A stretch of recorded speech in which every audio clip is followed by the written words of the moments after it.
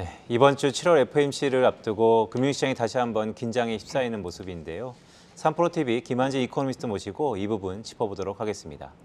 박사님 안녕하십니까? 어서 오세요. 안녕하세요. 드디어 이번 주입니다. 이번 주는 사실 목요일이 매우 중요할 것 같은데요. 새벽에 FOMC도 있고 공교롭게 그날 밤 9시 30분이죠. 미국의 2분기 GDP 속보치도 있는데 먼저 FOMC 얘기부터 좀 해볼까요? 75bp 금리 인상, 자이언트 스텝은 뭐 거진 기정사실인 것 같은데 CME 선물 시장에서 이 100bp 금리 인상도 꽤 높은 확률로 작용하고 있습니다. 전반적으로 이번에 어느 정도 올릴 거라고 보세요? 네, 저는 0.75%포인트 올릴 것 같고요. 네, 자이언트 스텝일 것 같습니다. 그 이유는 뭐 가장 중요한 게 근원 CPI가 근원 소비자 물가 혹은 근원 PCE 인플레이션이 어쨌든 꺾이고 있다라는 것이 좀 중요할 것 같고요. 또 기대 인플레이션이 계속 내려가고 있지 않습니까? 전월도 하향 수정됐고 전전월이죠. 그리고 6월 달 지표도 2.8% 미시간대 기대 인플레이션 기준으로. 그래서 이 부분을 연준이 좀 주목할 것 같고요. 또 말씀하신 2분기 GDP가 조금 좋지 않게 나올 가능성이 있습니다. 그래서 이 부분도 100bp 인상을 조금 저지하는 막는 요인이 되지 않을까. 무엇보다도 연준의 여론을 주도하고 있는 크리스토퍼 월러 이사라든지 제임스 블러드 세인트루이스 총재 같은 분들이 75bp를 얘기했어요. 그래서 조금 확정적이지 않을까 이렇게 생각을 합니다. 미국 연준의 금리 인상 폭에 따라서 주식시장에는 또 어느 정도의 영향이 있을지 상당히 궁금한데요. 물론 울트라 스텝은 아니니까 좀 타격이 적을 수도 있겠다 이런 전망도 나오기도 하고 박사님께서는 금리 인상의 파괴력이 어느 정도일 거라고 보십니까? 네, 금리 인상의 직접적인 파괴력이라기보다는 네. 지금 이미 경기 침체로 연결되는 그 고리, 그러니까 결국 경기 침체의 폭과 기간에 대한 문제, 그리고 더불어서 경기 침체 기간에 기업 실적이 얼만큼 망가질 것인가라는 실적 전망에 대한 지금 우려, 이런 부분들이 좀 더 중요할 것 같고요. 그러니까 주식시장 측면에서는 결국 고인플레이션으로 높은 통화정책 스텝이 이제 밟아지고 있고, 그로 인해서 역실적 장세, 기업 실적이 얼마나 후퇴할 건지에 대한 부분, 이 부분에 초점이 맞춰 있는 것 같습니다. 전체적으로 하반기는 역실적 장세의 역풍을 피하기는 어려울 것 같고요. 물론 미국 중심으로는 조금 그래도 나은 편인데 신흥국, 조금 고인플레이션에 따른 경제적 폐해가 큰 신흥국 중심으로 보다 더 실적 부진이 조금 예상되고 있습니다. 네, 박사님, 저희가 화면을 하나 준비했는데요. 최근 재무장관의 전임 장관과 현임 장관의 글쎄요, 베테랑인 배틀인데 옐런 장관은 현역이다 보니까 경기 침체 수치는 나와도 침체는 아니다라는 쪽으로 가닥이 잡히는 것 같고, 레리 서머스 전 미국 재무장관은 항상 경기 침체가 뒤따랐다라는 얘기를 하고 있습니다. 박사님이 보셨을 때는 어느 쪽에 좀 더 무게를 두고 계세요? 저는 경기 침체는 결국 피할 수 없다라고 생각을 합니다. 경기 침체는 지금의 인플레이션, 그러니까 연준이 첫 번째 금리 인상을 한 게 지난 3월이지 않습니까? 3월에 인플레이션이 8%대입니다. 그리고 내년까지도 기존의 전망을 좀 종합해 보면 미국 소비자 물가가 거의 한 4~5%, 조금 낮아야 한 3%대 이렇게 전망하고 있거든요. 내년 말에 3%의 물가라는 것은 예전 같으면 인플레이션으로 인해서 금리를 첫 번째 올리는 시점의 인플레이션입니다. 그게 무려 첫 금리 인상 이후에 거의 2년이 다 돼서 도달할 것이다라는 것은 연준이 얼만큼 지금 통화 긴축을 지각했는지, 말도 안 되게 지각했는지 이 부분을 여실히 드러내고 있는 거거든요. 그래서 경기 침체가 오지 않는다는 것은 너무 순진한 생각인 것 같고요. 경기 침체의 폭이 어떨 것인가, 이 부분이 중요한데, 제 생각에는 미국은 심각한 경기 침체는 아니다라는 것에 동의하고 있습니다. 동의하고요. 왜냐하면 제닛 옐런 장관이 얘기했듯이 37만 명 이상의 일자리가 창출되고 있는데 3.6%의 실업률에서 아무리 고용이 수행 지표라고 해도 이거를 경기 침체를 바로 코앞에 닥친다라고 얘기하기에는 너무 어폐가 있다라는 것이죠. 그래서 제 생각에는 미국은 상대적으로 경기 침체가 서서히 진행되지만 결국 기간 그리고 다른 나라의 경기 침체는 훨씬 더 미국보다는 좀 안 좋은 그러한 방향으로 전개되지 않을까 이렇게 생각을 합니다. 미국의 지난 1분기 GDP 증가율이 마이너스 1.6%였는데 이번 주에 2분기 GDP마저 마이너스를 기록한다면 사실상 기술적으로 침체에 들어간다고 봐야 되잖아요. 그럼 이번 주에 발표될 2분기 GDP 전망은 어떻게 보십니까? 네, 편차가 너무 커서 저도 좀 자신이 없습니다. 네. 그런데 월가의 컨센서스는 뭐 이코노미스트들이 플러스 0.5 정도로 소폭 좀 0%대 성장률로 보고 있는데 지금 재고 부분이 조금 엇갈리고 있는 것 같고요. 그다음에 순수출 부분도 좀 애매한 게 지금 뭐 2분기가 중국 공세라든지 이런 부분들이 있었기 때문에 수출이 조금 약하고 또 달러 강세 때문에 좀 수출 쪽에서 좀 부진한 모습이 좀 엿보이거든요. 반면에 달러 강세는 수입을 좀 감소시켰습니다. 수입 금액을 좀 줄여주는 효과가 있었기 때문에 이거를 조금 더 종합한다면 제 생각에는 소폭 플러스가 나오지 않을까 이렇게 생각을 하고 있습니다.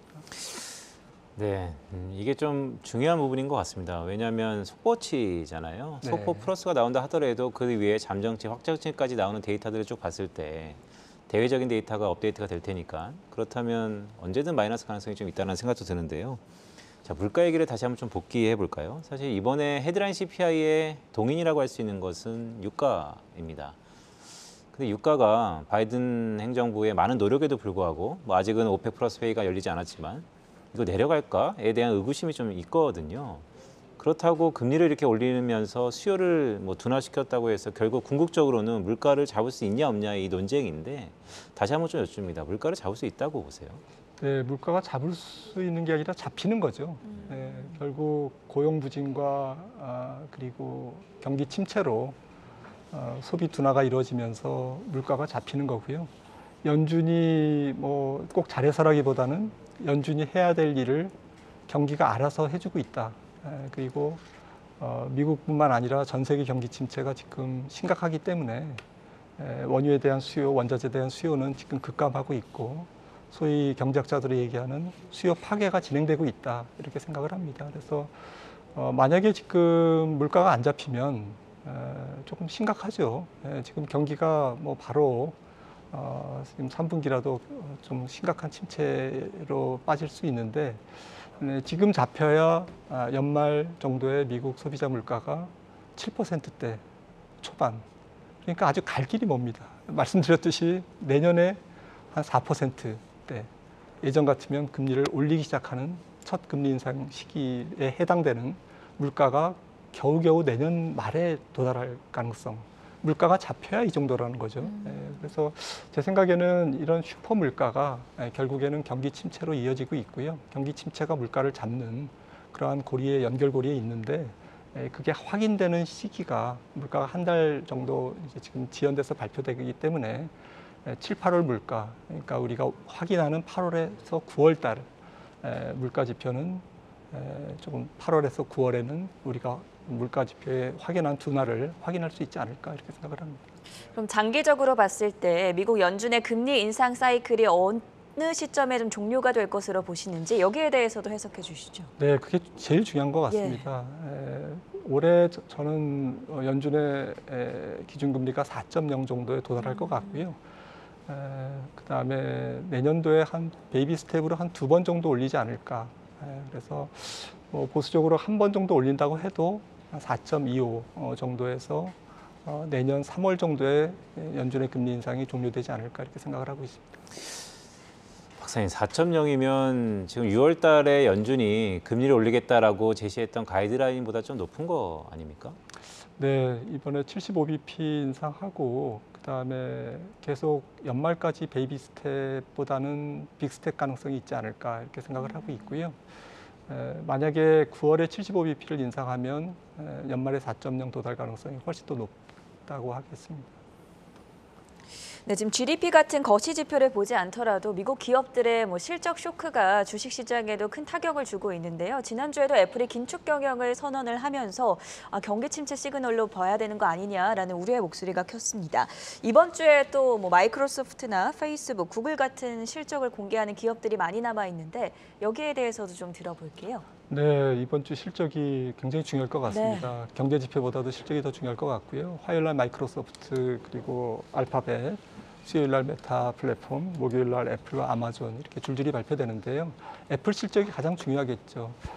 미국 기업들 실적 발표를 보니까 한 세 가지 유형이 있더라고요. 하나는 테슬라형. 네. 그러니까 매출이 늘면서 마진은 조금 주춤한 외형 꺾이는. 성장. 네, 말씀하시는 그래서 거죠. 그럭저럭 선방하면서 주가도 괜찮은 테슬라형이 있고요.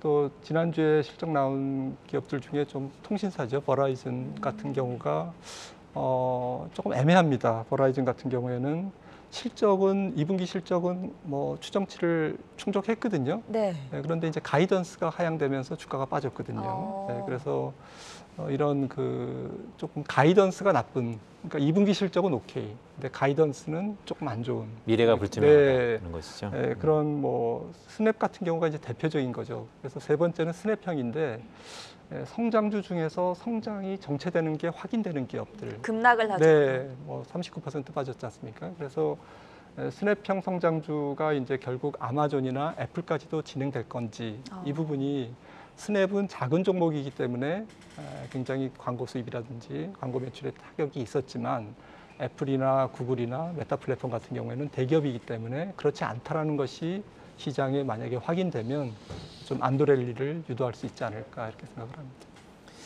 네, 박사님 마지막 질문을 좀 간단히 드리겠습니다. 지난주에 있었던 ECB 얘기를 안 할 수가 없을 것 같습니다. 왜냐하면 11년 만에 기준금리 인상보다 더 눈에 들어왔던 것은 ECB조차도 포워드 가이던스를 철회했다라는 것입니다. 글쎄요, 미국이 성공했기 때문에 유럽도 따라한다라고 생각할 수도 있을 것 같은데요. 결국 궁금한 것은 환율입니다.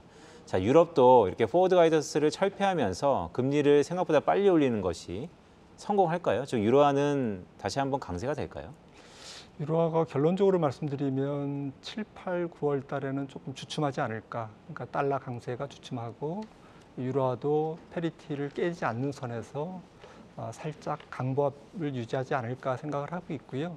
그 이유는 어쨌든 지금 연준의 통화 정책이 조금 매파적인 성향의 정점이 7월에서 9월에 나올 가능성이 높기 때문에 상대적으로 첫 금리 인상을 한 50bp를 인상한 유로존 ECB의 정책 어쨌든 결정이 유로화를 조금 방어하는데 약효가 조금은 남아 있다 이렇게 생각을 하고 있지만 궁극적으로는 유로존의 경기의 취약성이라든지 역내 기업 국가들의 어쨌든 불균형 문제라든지 파편화 문제 이런 부분들이 계속 지금 유로화의 발목을 잡고 있기 때문에 유로화가 강세로 가기는 어려울 거고 약세가 조금 주춤한 달러 강세도 조금 주춤한 애매한 상황이 7, 8, 9월의 환율 시장이 아닐까 이렇게 생각을 합니다.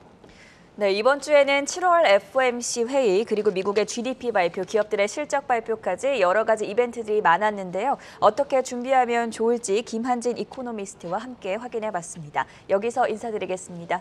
고맙습니다.